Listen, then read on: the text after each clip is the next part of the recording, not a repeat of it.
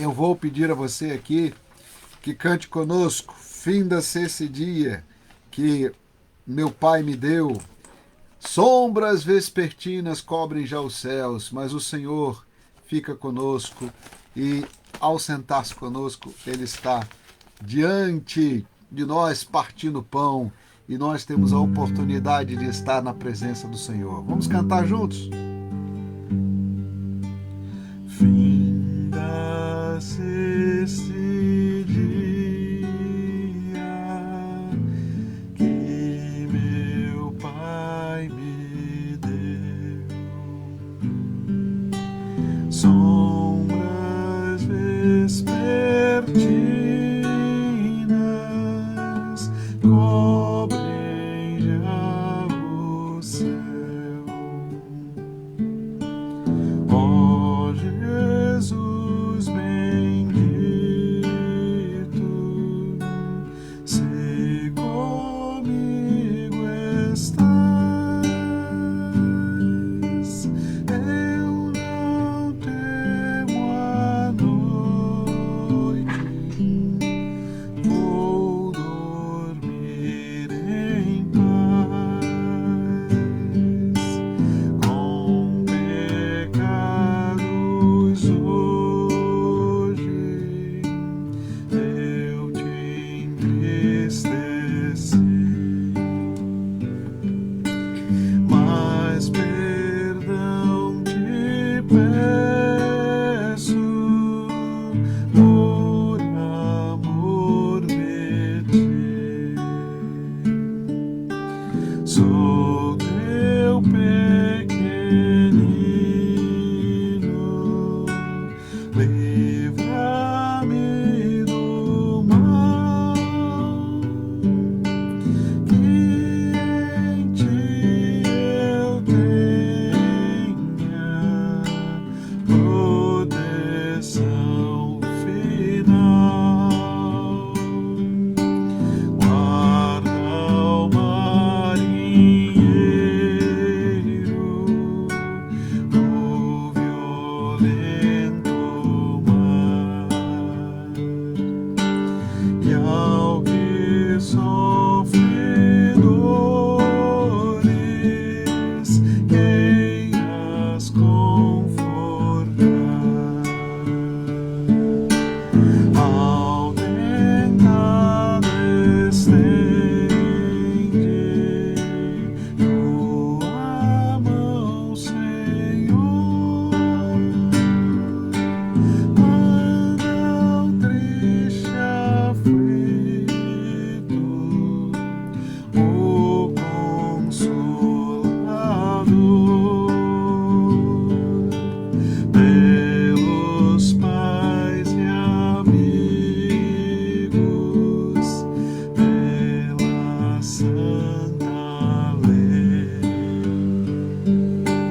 pelo amor divino, graças te darei. Ó Jesus, aceita minha petição, e seguro durmo sem perturbação.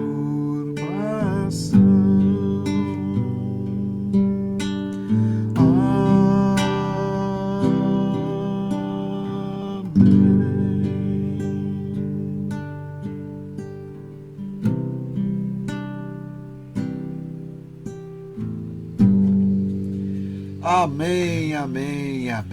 A gente vai continuar no texto de Gênesis 19. Aliás, a gente vai continuar no texto de Gênesis 19 hoje e também continuamos na semana que vem, porque a gente está indo aqui praticamente verso por verso.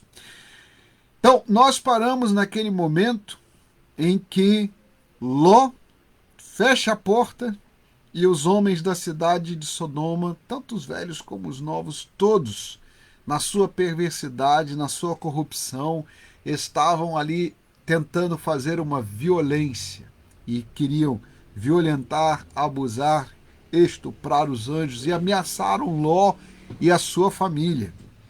Então, a primeira pergunta que a gente faz e precisa fazer, e essa pergunta é feita também pelos rabinos na sua tradição, e a tradição rabínica faz essa pergunta, né? É uma pergunta importante aqui para você pensar, né?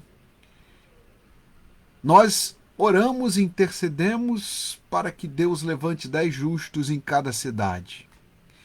Mas se a cidade for como Sodoma ou Gomorra, olha a pergunta da tradição rabínica. Não seria melhor migrar? Sair dessa cidade? Porque deve ser impossível criar uma família e dar valores a esta família no meio desse contexto. Toda a cidade está corrompida. Os jovens, os velhos. Como é que Ló, e aí os rabinos vão dizer, como é que Ló poderia criar suas filhas e criar sua família nesse contexto? E aqui é importante você saber que a diáspora judaica, ela acontece pela mão de Deus, quando Deus espalha o seu povo, mas também ela acontece por vontade própria. E aí na tradição rabínica, na tradição judaica, tem uma longa discussão. Até quando ficar num lugar?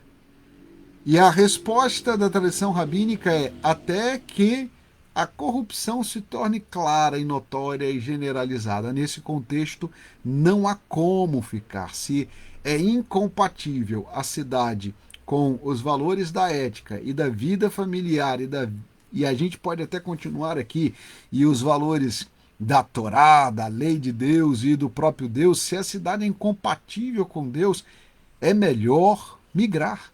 A diáspora seria a melhor saída. Ló não deveria estar morando naquela cidade, porque ficar ali, naquele lugar, significava impregnar a sua casa. E você vai perceber o problema que isto provocou, não só agora, porque eles não acreditaram na palavra de Ló e dos anjos. Então veja que Ló criou a sua família e a família de Ló se tornou incrédula. Por quê? Porque Ló estava vivendo num lugar cujos valores eram incompatíveis com a fé e incompatíveis com a ética. Era melhor ele ter nem entrado ali, mas uma vez que entrou e percebeu o problema, ele deveria ter saído. Só que ele permaneceu. Por que permaneceu? E eu vou lembrar para você por que ele permaneceu. Porque a cidade de Sodoma era rica. Porque ele estava tendo uma vida confortável, porque ele estava morando numa casa e não mais numa tenda, porque, afinal de contas, a cidade de Sodoma era uma cidade que vivia de betume, ou seja, de piche, de petróleo que aflorava na terra, que vivia de sal, que tinha uma campina verdejante, num solo vulcânico, extremamente rico, que tinha muitos rebanhos, uma cidade que pegava todas as caravanas que vinham da Península Arábica e do Golfo Pérsico antes de ir para o Egito, era o caminho alternativo para quem não quisesse vir pelo caminho do litoral, passando pela faixa de Gaza. Era uma cidade que estava à beira do Mar Morto. E aqui é importante você entender que a pergunta dos rabinos é a mesma que a gente pode fazer no Salmo 115. Por que confiam as nações em ouro, prata e riqueza? Por que Ló ficou numa cidade rica se ela era incompatível com uma vida ética? E o texto diz aqui que ele tinha 2 filhas ali virgens. E ele, preste atenção no tamanho do problema. Preste atenção como é que é complicado viver num lugar sem ética. Ele ofereceu suas filhas. E elas não eram só virgens. O texto vai mostrar para você que elas também eram noivas. Ló já tinha genros prometidos para suas filhas. Os homens, então, aqueles anjos, protegeram Ló, porque a população disse para ele que ele era estrangeiro e que ele sofreria, ele e a sua casa, muito mais, que eles iam fazer pior com ele do que fariam com os outros estrangeiros.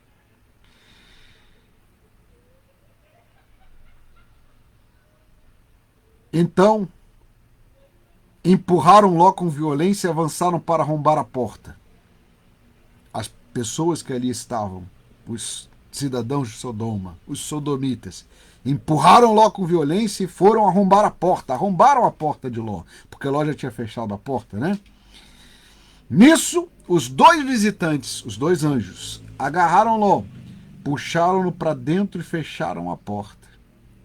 E depois feriram de cegueira todos os homens que estavam na porta da casa, dos mais jovens aos mais velhos, de maneira que não conseguiam mais encontrar a porta. Os anjos cegaram aqueles homens. Então os dois homens, os dois anjos, perguntaram para Ló: você tem mais alguém na cidade?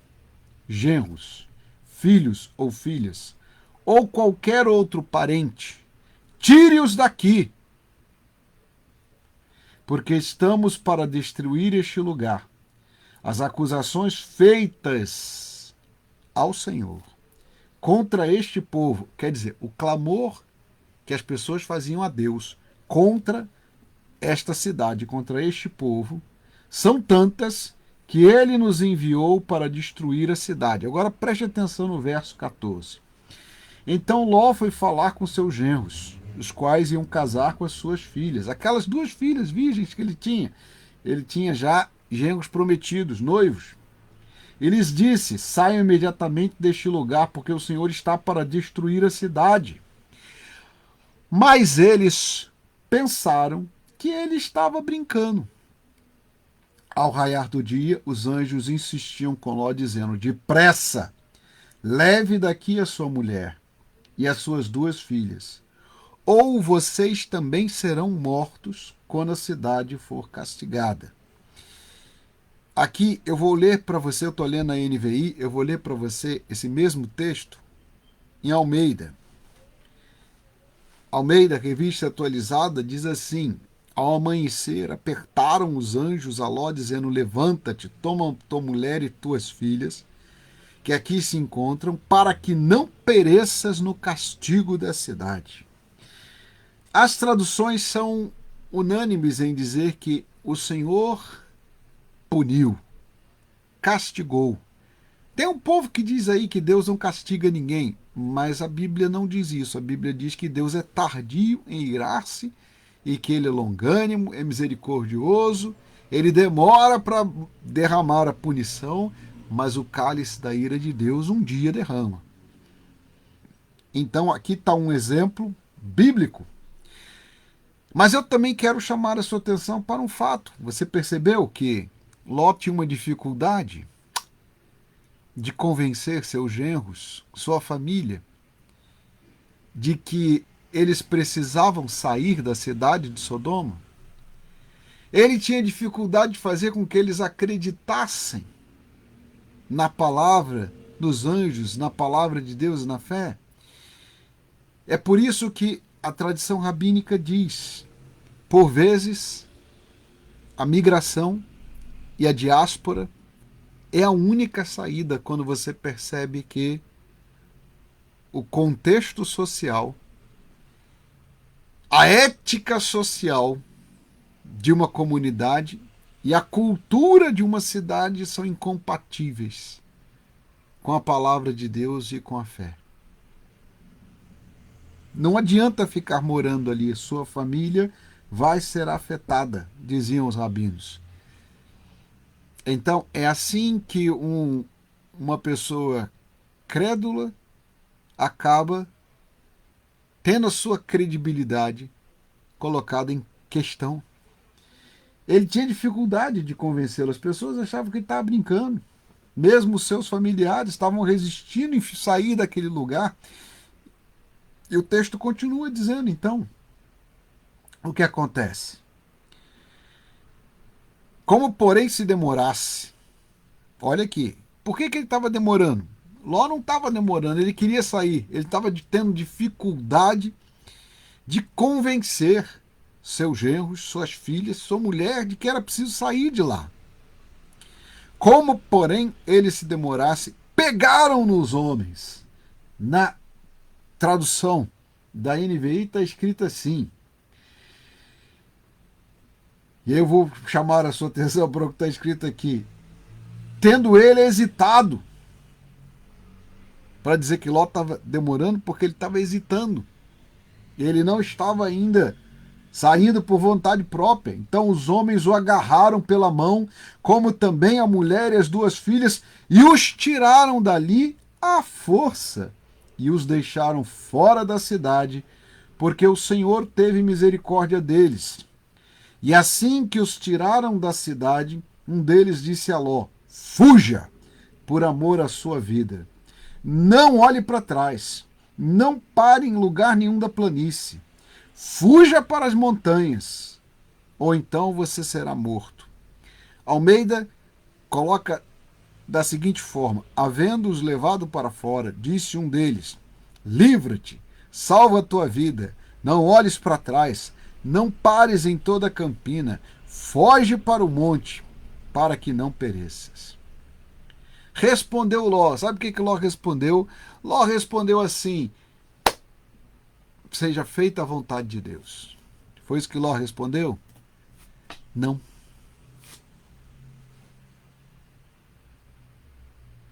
Não foi isso que Ló respondeu. A Nova Versão Internacional diz assim, que Ló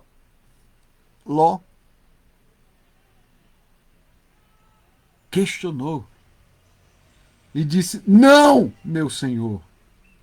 Seu servo foi favorecido por sua benevolência, pois o Senhor foi bondoso comigo, poupando minha vida.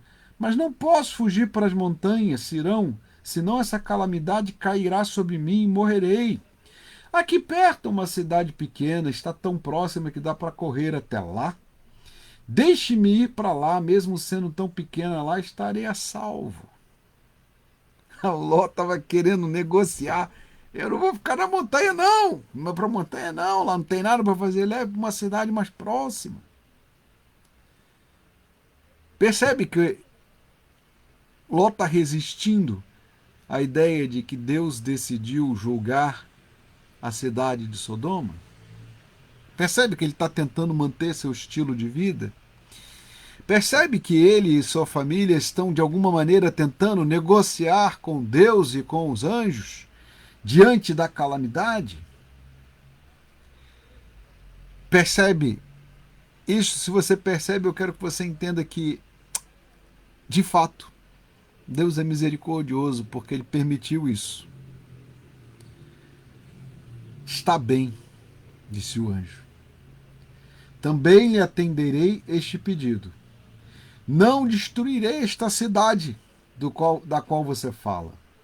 Fuja depressa, porque nada poderei fazer enquanto você não chegar lá. Por isso a cidade foi chamada de Zoar. Eu vou parar aqui porque a gente vai ter que tentar entender o que significa essa história, né?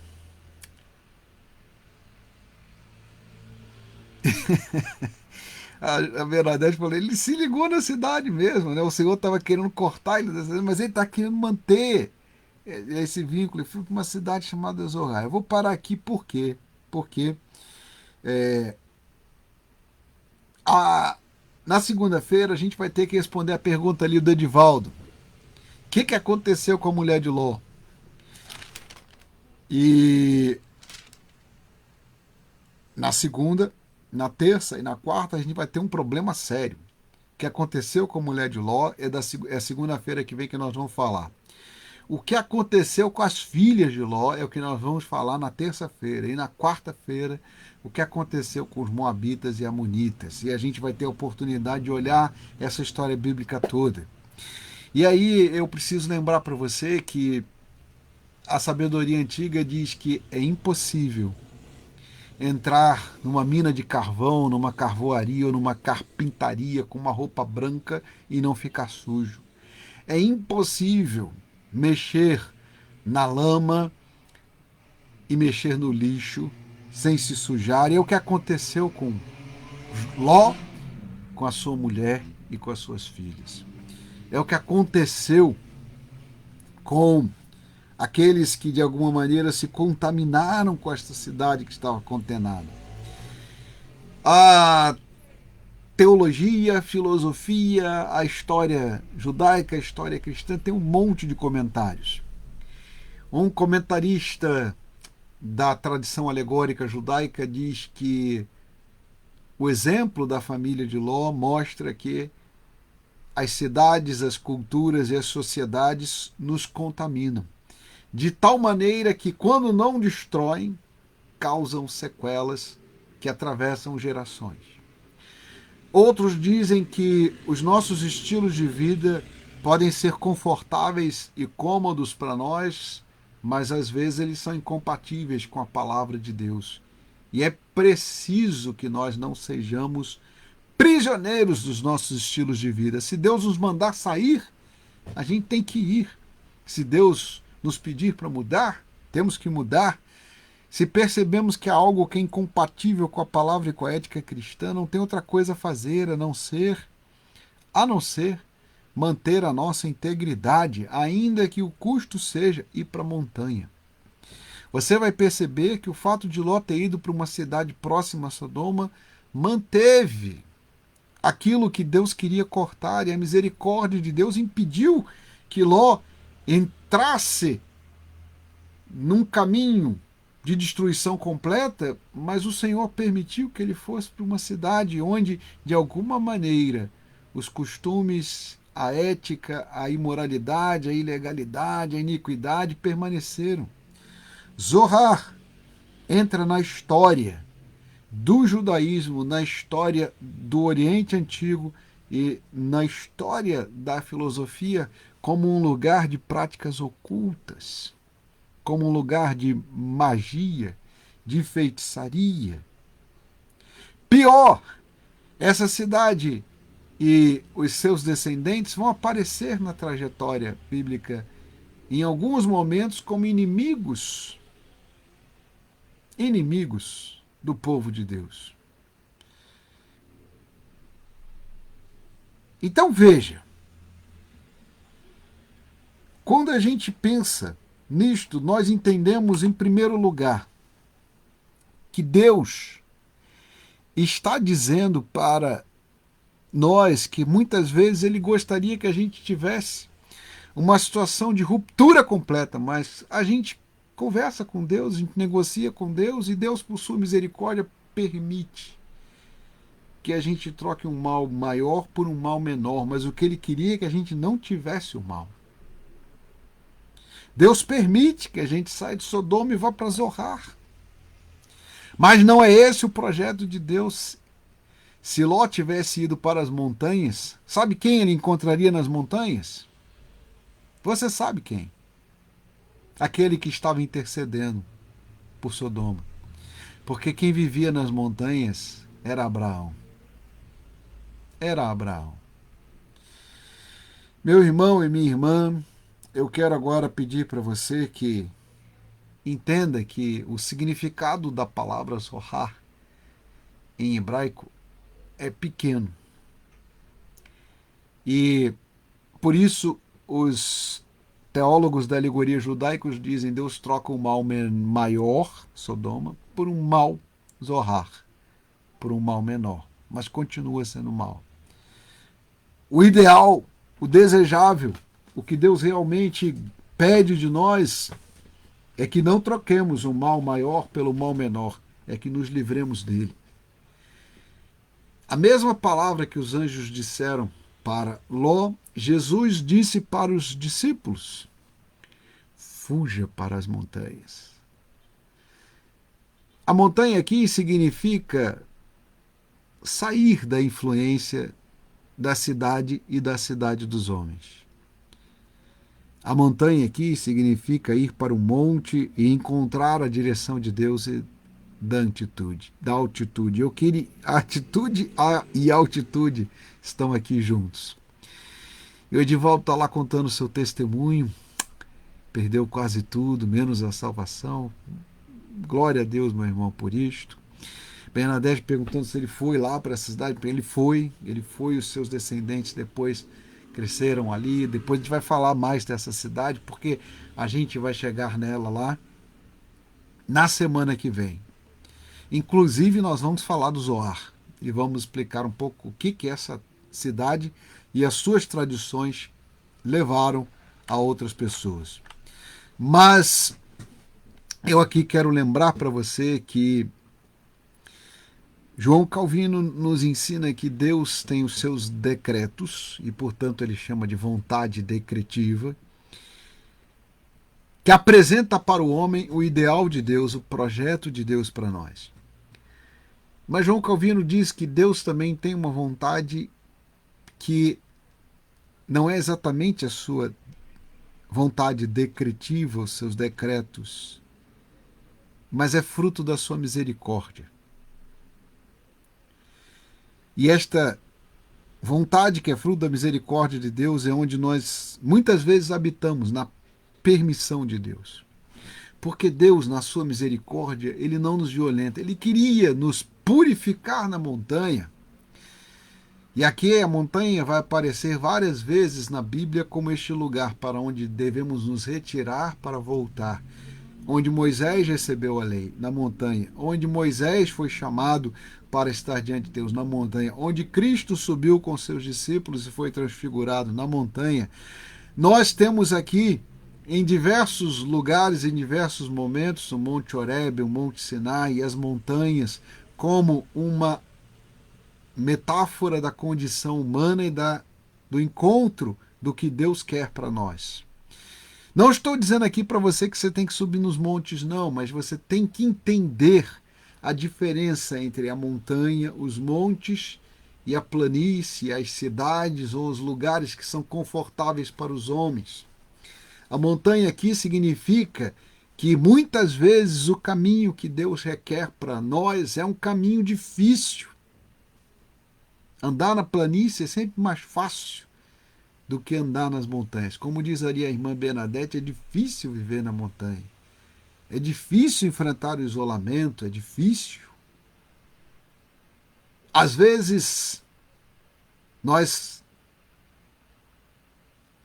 preferimos as planícies, preferimos os vales e as facilidades. Mas as montanhas e vales, a gente até canta isso, né? As montanhas e vales que atravessamos nos levam para perto de Deus. Precisam fazer com que a gente passe por isto para estar perto de Deus. E eu tenho muita coisa para falar sobre isso, mas aí a gente vai preparar você para a semana que vem. Agora eu queria pedir a você, meu irmão e minha irmã, que está passando por uma situação de mudança. E eu quero pedir a você que entenda que Deus quer que você suba não numa montanha física, geográfica, mas nos montes do Espírito, numa montanha interior. Essa é uma palavra antiga que remete aos primeiros teólogos da história da igreja. Eles diziam que a mais alta montanha não é aquela que você sobe com os pés. E os montes mais difíceis não são os acidentes geográficos, mas a mais alta montanha, e aquela que requer mais de nós, é a elevação do nosso interior, são os nossos montes espirituais internos. E Deus pode pedir que você saia do lugar do conforto para a montanha. E eu vou pedir a você aqui que, por amor da palavra do Senhor e por amor da sua própria vida, não faça igual Ló. Não negocie com Deus pedindo permissão para ficar na metade do caminho. Se Deus pediu para você elevar-se espiritualmente, se a voz dos anjos estão dizendo que você tem montes interiores para subir, suba esses montes interiores, os montes do espírito, as montanhas da alma e do coração. Busque o caminho que é de salvação plena. e de tranquilidade, de ruptura, de rompimento completo com aquilo que não agrada a Deus. Os montes interiores e as montanhas do Espírito muitas vezes são difíceis, mas elas realmente é que nos transformam. Vamos orar juntos? Ó Deus Santo, nada acontece na nossa vida sem que o Senhor tenha um propósito especial para nós. E no teu plano divino, o Senhor muitas vezes nos pede para que subamos as montanhas. Subamos o monte, abandonemos os vales, as planícies, os lugares de conforto. Mas no meio da inquietude da nossa alma e no meio do cansaço da nossa mente, nós sabemos que a voz do Senhor e o teu Espírito Santo hão de nos transformar e conformar para que tenhamos a tua forma, a tua direção, o teu poder, porque a tua força se manifesta no meio da nossa fraqueza. Nós clamamos aqui como Paulo, que o Senhor nos fortaleça, que o Senhor nos mostre o teu poder, a tua presença, e que nos montes pelos quais passamos, que possamos ser aqueles a quem o Senhor diz: tira as sandálias dos teus pés, porque o lugar é santo. Este novo lugar é um lugar também de santidade, onde o Senhor nos santificará. E nós pedimos isto, Senhor: santifica-nos, transforma-nos, dirige-nos e leva-nos para a rocha que é alta demais para nós. É o que pedimos, agradecemos e bendizemos. Em nome de Jesus. Amém, amém e amém.